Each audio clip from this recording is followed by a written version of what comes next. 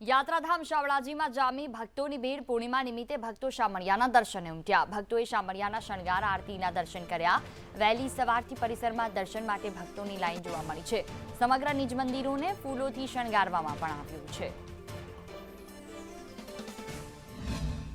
આજે પૂર્ણિમા એમાં તે વૈશાખ સુદ પૂનમ અને ભગવાનને અખાત ત્રીજથી માંડી રથયાત્રા સુધી ફટકા વાગા અને સફેદ વાઘાના શણગાર એમાંય તે વિશેષ ભગવાનને ગરમી ન લાગે તેવા ભાવથી મોતીના શણગાર જે ભગવાનને શીતળતા અર્પણ કરે અને ભગવાનના સફેદ વાઘા જે ભગવાનને ગરમી ન લાગે તેવા ભાવથી સુંદર મજાના શણગાર ભગવાનને શ્વેત વાઘા અને મોતીના દાગીના સાથે કરવામાં આવ્યા છે।